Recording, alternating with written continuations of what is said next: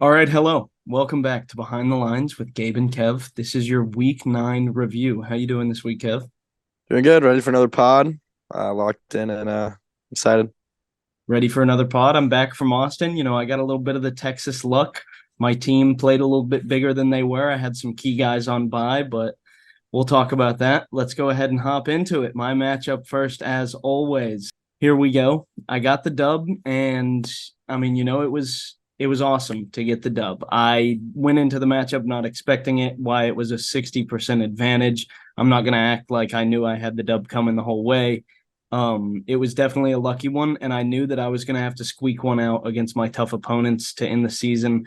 I pulled out the dub by zero point 0.8 points exactly, 95.6 to 94.8. I move up to 5-4. Wyatt down to 5-4. I'm now up in sixth place in the playoff picture, right behind Wyatt.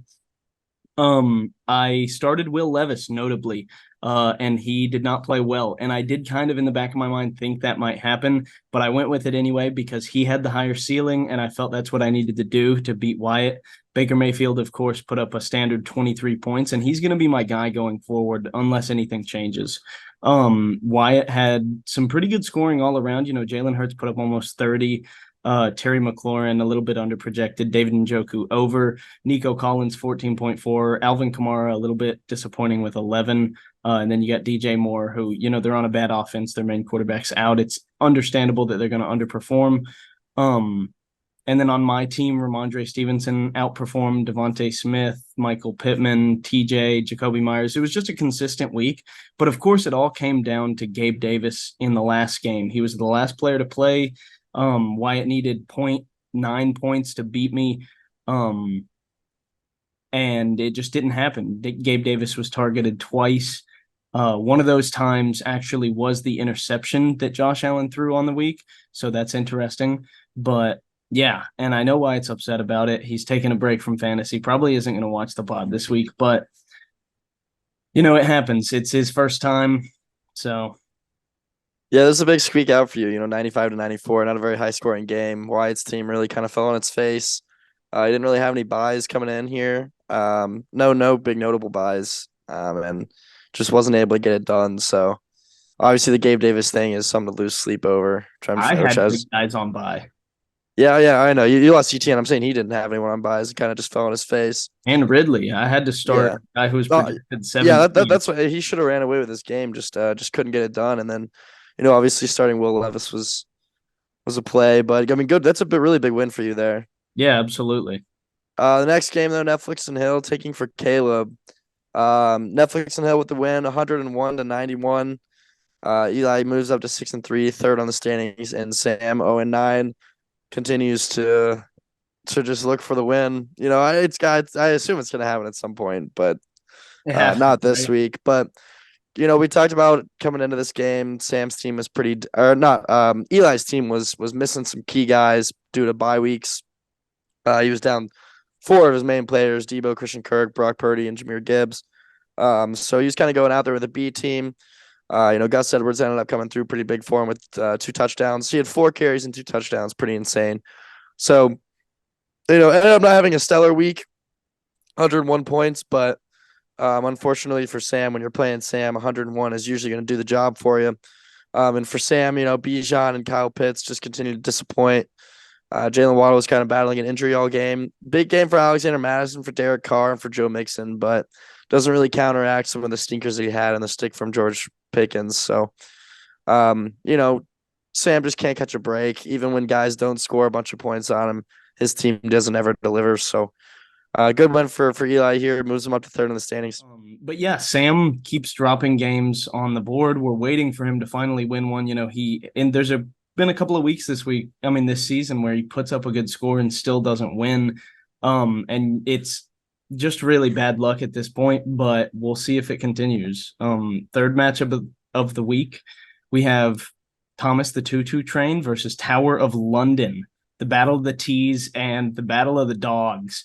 I mean, this was a stinker. This is your bad game of the week, 88.7 to 70.9. Noah moves up to 5-4. Bennett moves down to 4-5, seventh and eighth place, respectively.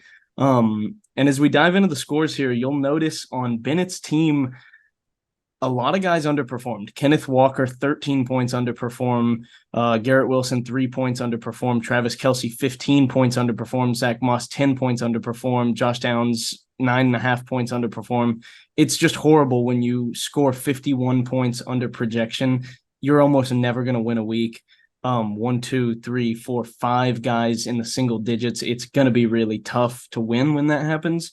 And Noah's team obviously didn't put up a great score either. He was down Trevor Lawrence, Christian McCaffrey, and I guess you can consider Jameson Williams on bye.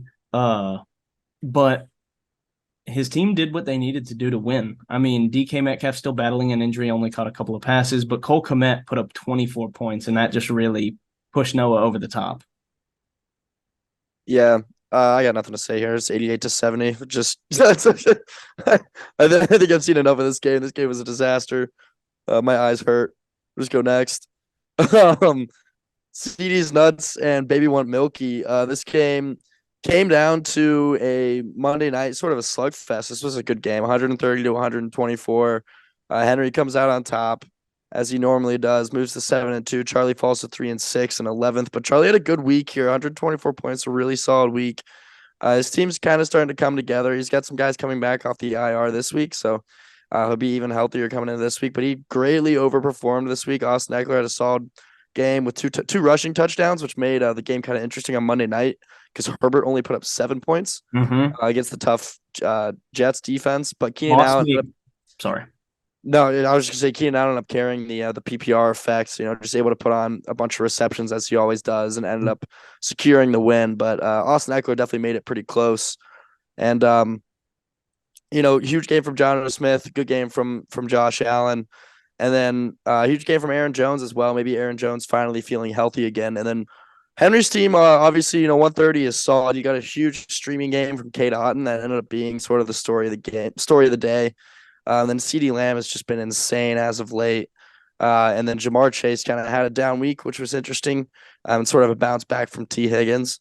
So we'll see if that maybe, has any effect going forward. If T. Higgins coming back and being healthy again and playing well, has an effect on Jamar Chase. But I wouldn't be too worried. But really nice win for Henry here. This was a hard-fought game, a really tough loss for Charlie, and his team fought well. But, it's tough to beat Henry. You got to put up a lot of points.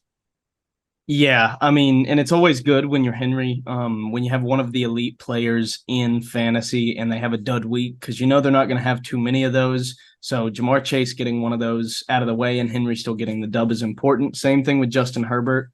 Unfortunately, Justin Herbert putting up 7 points lost me a game in a different fantasy league, but that's neither here nor there. And yeah, Charlie's team is kind of coming into form, but is it too late for him? He's 3-6 now. Josh Allen, of course, is the number one quarterback in fantasy. He's putting up points every week. Austin Ekeler is healthy and playing well. Same thing with Aaron Jones now. But your wide receivers, I mean, you're looking at them, D-Hop, Brandon Cooks, and Odell Beckham. And he got his first touchdown of the season, which is the only reason he put up 14. He would have put up right about 8. I mean, you do have Brandon Ayuk, but the 49ers offense just hasn't looked great when Debo's not there. And Brandon Ayuk is currently, what is he? Wide receiver 26. And so that's your Not best bad. guy, which is, I mean, that's not great though. Yeah, this He's is part of a 26. running back team for sure for Charlie. He's got James Conner, David Montgomery returning. Yeah. And you got to think Definitely. that No, go ahead. he's going to try and move one of them at some point for a wide receiver because this is a PPR league and some of the running backs you have don't really catch passes. David Montgomery, James Conner, Aaron Jones. I would say James Conner catches passes. This is definitely going to be a touchdown dependent team, which like with any running back, because like you said, it is PPR. He doesn't have the PPR effect. Yeah. With running backs, so yeah, he's going to have to rely on touchdowns and. He's got to turn around the season. He's 3-6 and really can't afford any more losses. So now that he's healthy, we'll see if it's going to be possible. Mm-hmm. And we'll see who he's playing when we look at week 10. Yeah, we'll do the preview. I'll take the next game though, since it's mine. Paul Allen. I changed my name to Federal Bureau of Investigation since I traded away Puka. But Al absolutely mopped me here, 152-106. I had a pretty bad week. I'm pretty disappointed in my team's performance here. Cooper Kupp, notably, was really poor. But this was just a Brett Ripien game for the Rams. Matthew Stafford was injured, and I kind of figured something like this was going to happen. Maybe not to that extent, but very, very disappointing. Tyler Lockett, 6.2. Can you scroll down a little bit? Yeah, Rashee Rice, 9.7. Brees Hall, 10. It was really a bunch of underperformances across the board. The high spot for me though is Joe Burrow, who seems like he's finally back in his normal form, and then of course Mark Andrews, who is slowly pushing towards tight end one. I know Kelsey is still number one with 7 more total points than Mark Andrews now, and with the bye for Kelsey this week, I assume Mark Andrews will move to number one. I wonder where Hawkinson is actually. Hawkinson's got to be up there as well. Number 2, baby. Yeah, it's got to be those 3 are very close together, but it's nice to have an elite tight end for sure. Hawk would be number 1 if Kirk didn't die on the field because the NFL bullshit turf rules. You're not wrong. Sue me, Goodell. But for Al, everyone has a great game except for me. Lamar. Lamar only 11 points. Gus Edwards keeps stealing touchdowns, even though Baltimore absolutely blows out Seattle.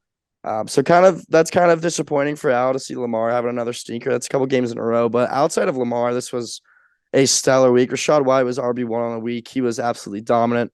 AJ Brown, his normal self. T. Higgins, bounce back week, 19 points. Second best game he's had this season. Dallas Goedert was a streamer, 8 points, but he broke something in his forearm. He was Deontay Johnson. Al traded for him. No, but he's got Kittle still on the bench. Yeah, I guess. I mean, it's pretty good to have tight end 9 as your backup option, but yeah, he's going to the IR though. But we'll Kittle's cover hit that. or miss too. So, but Deontay Johnson, 22 points, scores his first touchdown since 2021. First touchdown with Kenny Pickett, of course. Again, when he plays me, and Amari Cooper catches a touchdown as well. His whole team scored a touchdown. So, good game for Al. He just keeps getting it done. That's 7 in a row. And Amari Cooper got 2, didn't he? He might have had 2. I know for sure he got one that was like a deflection off a helmet, like a Cardinals player helmet. I'm not. Which was just kind of unfortunate, but yeah, either 1 or 2 touchdowns for Cooper. Yeah, and 25 points is a lot. It is tough to see. I mean, you do have a really good team, but you were starting Rashee Rice, who's, I mean, not really somebody that you want to have in your flex too. I mean, you do have Fournette, who's on the Bills now, so we'll see. And Jetta's obviously who's on IR and coming back. You got rid of Nakua for. Yeah. Oh, we'll cover that in the trade segment. I'll give my reasoning for it. We'll finish the matchups. I'll talk about that in the trade segment though. It was just an unfortunate loss for you this week. And Al, I mean, the Voodoo Magic keeps going. He's 7-2 in second place. He's fighting against Henry now for the bye week. I mean, for the bye in the playoffs. And you drop another one. You're part of the 5-4 gang. You're in 4th place. We're all hanging around the same spot. So it's really an interesting middle of the pack here. I'd had some decent luck with people scoring poorly against me, but that's now back-to-back weeks where the highest scorer has been against me. So yeah, that happened to me a couple of times. Yeah, it's kind of unavoidable just to lose 2 there. And our last matchup of week 9, let's go golfing. Gets another dub up to 3-6. Kind of ties himself with Charlie in 10th place, technically above him. And Riley Reed option drops down to 4-5 into 9th place, putting up 75 points. It's unfortunate, you have Roshan Johnson only put up 2.5, and then Michael Thomas and Curtis Samuel both put up the goose egg. I think Curtis Samuel got injured and went out pretty early. And then Rashid Shaheed underperforming. It's just unfortunate. I mean, Tal has had some bad luck with injuries this season. But everybody does, and you just got to bounce back. Obviously, let's go golfing on that side of the ball. CJ Stroud putting up 52 points is crazy. I believe he's quarterback 5 in terms of fantasy stats, which is oh my God, he is. He's averaging 23 points a game, which is an insane waiver pickup for Alex. I mean, if we want to take a quick look at his history, he's only put up sub 15 points twice this season, and which for a rookie quarterback is good. Oh, yeah. And the 52 points is just absolutely insane. That highlights Alex's team. He had a couple of guys underperform, notably his running backs and wide receivers. James Cook only 7.9, Isaiah Pacheco 6.6, Zay Flowers 2.1, and Adam Thielen 7.9. Kind of the return to earth for Adam Thielen. He's dropping back down, not performing as good as he was. He's still apparently I'm two teams are interested in him. He's kind of coming back down the past few weeks from where he was, up near 30 points in this stretch, 15 and then 7.9. And the Panthers just aren't a great team. Bryce Young threw 2 pick-sixes in that game. So, but he does have Taysom Hill, who he's been starting in the flex, and it's been paying off for him. He gets a dub, and he's slowly trying to climb up the rankings, and he gets a lot of his team back off by next week. So yeah, he was down a lot of guys on bye and still had a stellar week. He's gonna have three like pretty solid tight ends, I would say, with Sam Laporta coming back, and then of course Amon-Ra St. Brown, to sort of get rid of, probably Jalen Warren, I suppose. But now, the question is gonna be, do you start Jared Goff or CJ Stroud? It'd be hard to bench Stroud after that kind of game, but let's let Alex make those decisions for himself. But that's a tough one to make. Jared Goff is pretty reliable, but Stroud just showed you what the ceiling is. Mm-hmm. And Stroud has a pretty high floor. His lowest score this season is 10 points, and that was his first game as a rookie. Yeah. 12 last week, but outside of that, like you said, all above 15. And so Alex has to make a decision, and you could potentially see, I think it's more likely with the tight ends, that he tries to make a move and get rid of at least one of those guys to try and pick up a running back or a wide receiver, maybe somebody like low-end RB2, high-end RB3, because I think that's the value that you're going to find for a tight end. But we'll see. And that sums it up for week 9. So now let's hop into week 10. Obviously, I'm playing Alex this week. So this is a kind of a must-win game for me. Alex is trying to play spoiler here a bit. He's on the outside looking into the playoffs. Obviously, he is still playoff eligible, and we'll talk about that after this. But I'm under-projected right now, and the matchup should be accurate. We sent out an alert earlier to have everybody update their rosters if possible. I'm 5-4. I kind of need this to really boost my chances of getting into the playoffs with you on my scorecard next week. And I am down Devontae Smith. Obviously, Cam Akers tore his Achilles. I may have not started him, but it depends. Depending on how I like Jaden Reed's matchup, Cam Akers, it was kind of stealing the job from Madison. I also have Royce Freeman on bye and Jeff Wilson, so I'm down a lot of guys. Kyron Williams on the IR and on bye, obviously.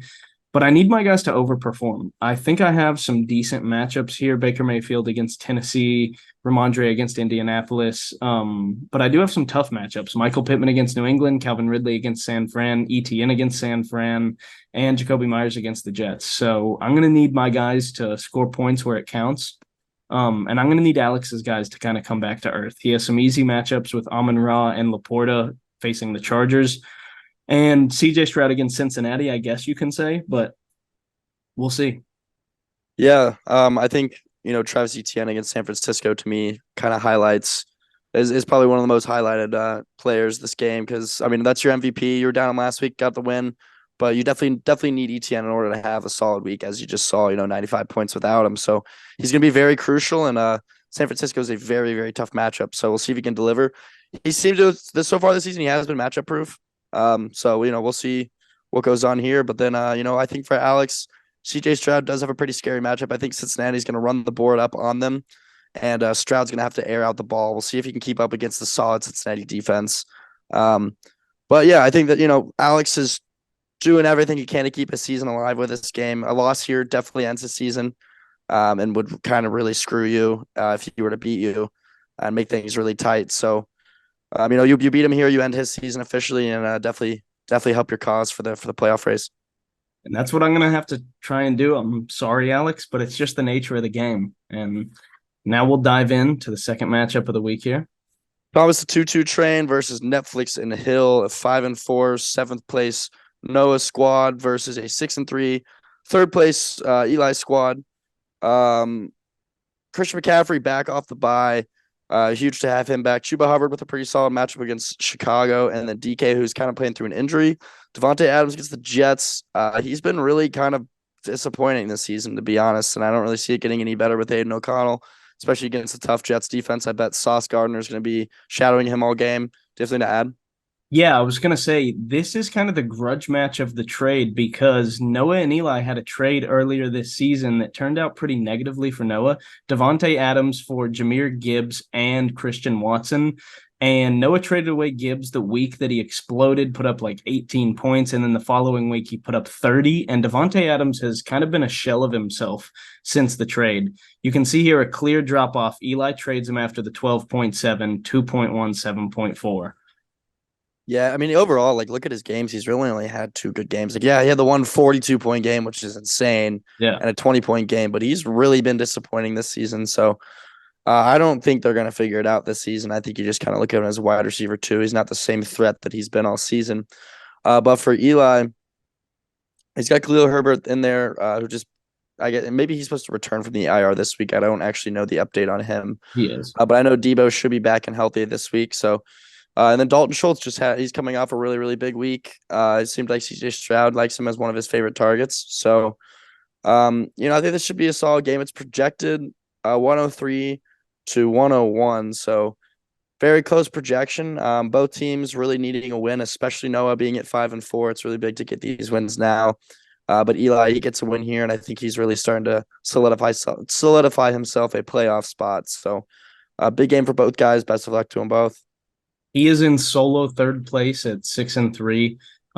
So he does have a game over the rest of us 5-4 goons, but we'll see if he can hold on to it this week in a close match against Noah. Diving into our third matchup of the week, we have just make this one quick. Yeah, tanking for versus CD's nuts. Henry, the 7-2 first place man versus the 0-9 12th place man. Obviously, this is projected to be a grudge match. Henry stomp fest, 132 to 108. It's unfortunate to see for Sam a 24-point deficit just off rip. But is there any saving grace here? I'm trying to look for help. Justin Fields maybe returning against a really bad defense. Yeah. Justin Fields returning. Maybe you get some rushing touchdowns there and maybe he throws the ball. Justin Herbert playing a tough defense. Barkley playing a tough defense. Jacobs playing a tough defense. Keenan Allen, tough defense. Jamar Henry actually has some pretty bad matchups this week, I will say. But he does have by far the most dominant team in the league with 1, 2, 3, 4, 5 people in his starting lineup in the top 10 position, or in the top 10 at their position rank, which is absolutely insane. So Sam's just got to hope for a miracle here, kind of like what I was hoping for against Bennett last week. No, it's Wyatt. I don't know why I'm messing that up. Mixing up leagues here. But yeah, that's what Sam's got to hope for. We can push past this one. Yeah, I don't expect that one to be much of a nail biter. Next game though, where are we going? Tower of London versus Scary Terry's Big Toe. This is a really, really big game for Bennett here. He's 4-5. He's coming off a really bad L. He's down Patrick Mahomes and Travis Kelce this week.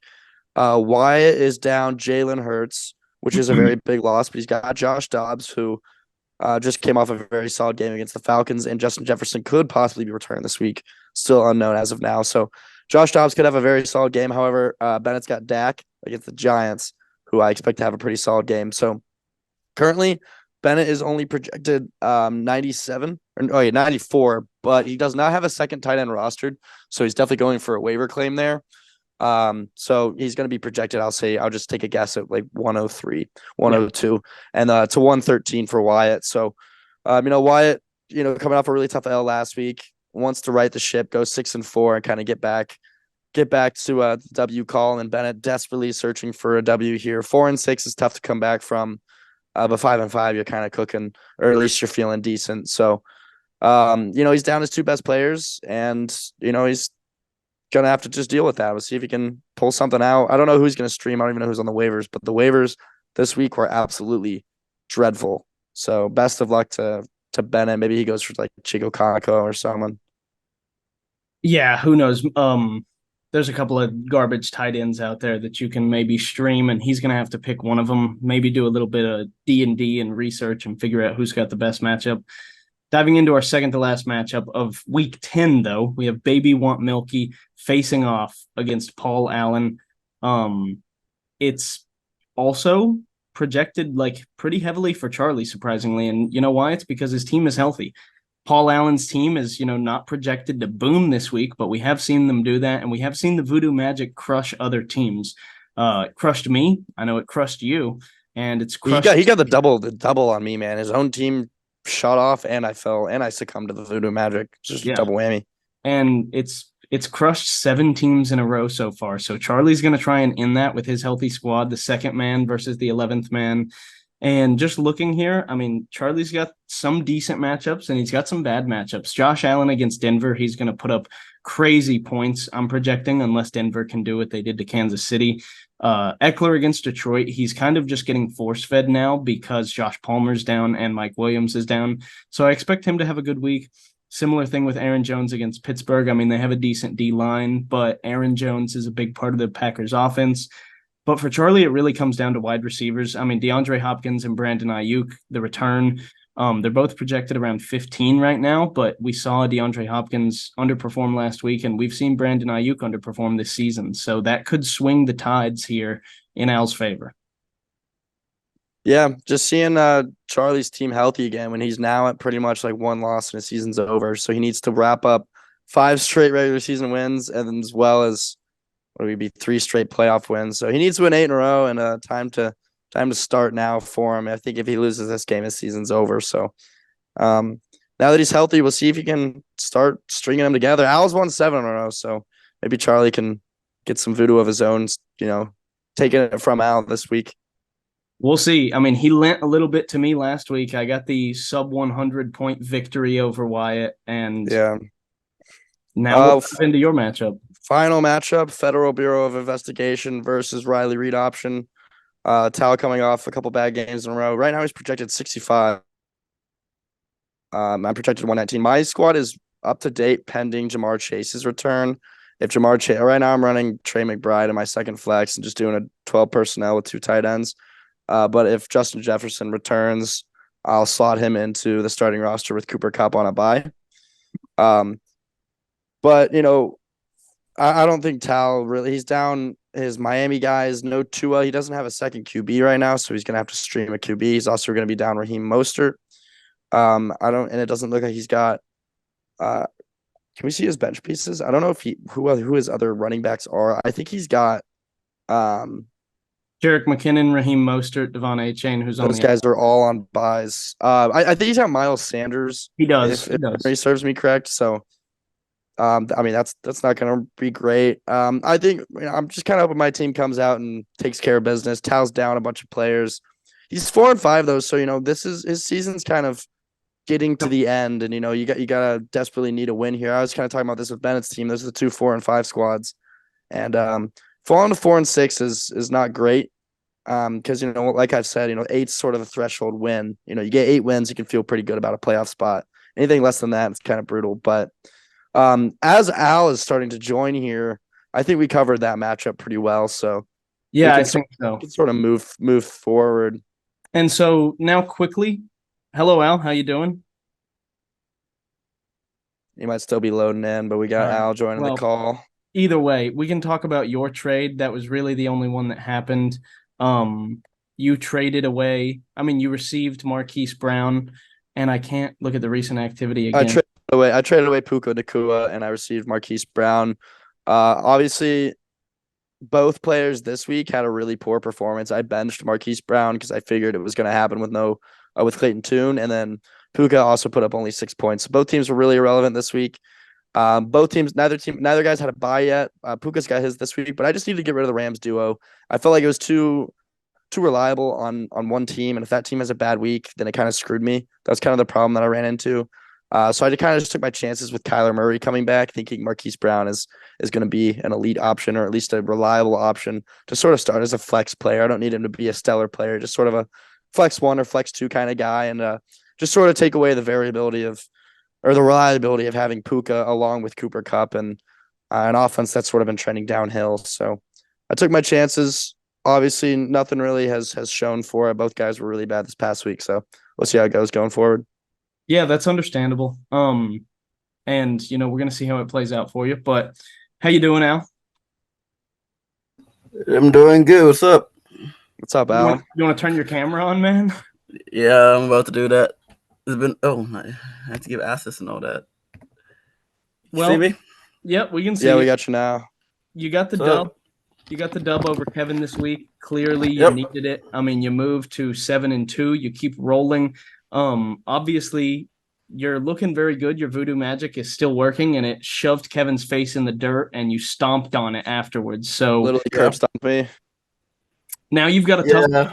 against Charlie, and Charlie's currently projected over you because his team is actually healthy. So, do you have any plans that you're working with the team this week to prepare for that? So this is my first week without AJ Brown, which changes a lot because that's the man who's been, I won't say carrying me, but I would say my good luck charm. He's your MVP, Uh, 100%. Definitely my MVP, definitely the guy because it was like Lamar Jackson and AJ Brown for a while, but Lamar Jackson has had like a stinker past 2 games fantasy wise because they keep winning so much at the beginning, don't use them for the rest of the game, and hopefully, and I also can't make any trades this week because if to make a good trade, I need to trade one of my starting guys, and that's not happening. Yeah. So I'm gonna stay what I have. Dobbs he got injured, so I was really trying to like trade him. Hopefully, somebody wants him. If anyone's hearing this, because the plan was to pick him up, then trade him because all I need is Kittle. I'm gonna die on that hill, and yeah, so I'm hoping Well, one of my boys does big. T. Higgins gets a touchdown. That's what I'm hoping for. yeah, you're gonna need the T. Higgins team. touchdown. You're gonna need the team to boom this week to beat Charlie, and you're gonna need his team coming back from injury to Yeah. not be as good. But as we only have a few minutes remaining, let's hop into our quick hits, talk through the injuries and our talking points for this week. Obviously, Cam Akers, Achilles, kind of a bench guy for me. He's done. Alexander Madison's your guy going forward. Daniel Jones tore his ACL. He's done for the season. Also a garbage waiver guy. Nobody cares. But how does that impact the Giants? Is Saquon going to be running more? Obviously, it impacts the pass catchers. Then Josh Palmer, he goes on the knee. He goes on the IR with a knee injury. It's kind of tough. The Chargers are down multiple of their receivers. Obviously, Mike Williams for the season, and now Josh Palmer for the next 4 weeks at least. Keenan Allen is definitely going to be force fed, and you expect Austin Eckler too as well. Fourth, we have Jaron Hall. He got a concussion. Josh Dobbs is definitely the guy in Minnesota going forward. He put up a great game, not knowing the offense, not knowing any of the players, and it was really impressive for them to go out there and beat the Falcons like that. Obviously, it hurts you, Kevin, as a Falcons fan. But moving forward, speaking of the Vikings, KJ Osborne, he also got a concussion, not super relevant, but maybe a waiver guy here in the coming weeks. And I actually think he's on a roster at the moment. Maybe Noah's. I only included that because we'll just see how that affects Jordan Addison, TJ Hawkinson. And, maybe if Justin Jefferson's out, especially Jordan Addison, TJ Hawkinson, huge bump up. That's true. And then beyond that, Dallas Goedert, Al talked about it. He broke something in his forearm, one of the bones. He's out 4 to 6 weeks. You have Kittle, which you're going to start, and so it's not really an issue for you. Yep. But that does it for the injuries. So let's move into the talking points this week. And so, Al, we usually do a round robin here. So me and Kevin will just toss some back, and then we'll toss one to you. Yep. Number one, Sam started with a historic 0-9 start. It's unlikely that 9-game losing streak is ever going to be broken. Salute, officially eliminated from playoff contention. You hate to see it. Kevin, you want to hit us with it? Okay. 11 teams remaining, man. I know. One bites the dust. Yeah. Henry keeps rolling 7-2. Al keeps rolling 7 straight wins. Another dominant performance. 2 guys sitting atop the standings, duking it out. Henry's still sitting in first with the points for advantage, but those guys just keep getting it done and keep fighting for that bye week to start off the playoffs. Yeah. Speaking of a sneaky win, I got the 0.8 dub. We talked about it. Gabe Davis, first goose egg of the season. I don't want to rub it in anyone's face, so we'll just move past it. Next point, you brought it up, Kevin. There are 4 teams sitting at 5-4. The playoff spots are still wide open for everybody. It's gonna be interesting. We just mentioned Alan Henry sitting at top at 7-2. Eli's at 6-3, and then the 4 guys sitting at 5-4, and 2 guys at 4-5. So these last couple of weeks, we've got 5 more games. They're all big. They are all big down the stretch, especially now. Now that everyone's really fighting for these final games. So it's gonna be a close fight to the end as it was last year. Definitely. The next one, C.J. Stroud, the best rookie quarterback performance of all time. 5 touchdowns, 470 yards. An insane game. Broke records, put up more touchdowns and yards than a lot of the best quarterbacks ever have in a game. It was really crazy to watch and even crazier to look back on the highlights as I did the intro.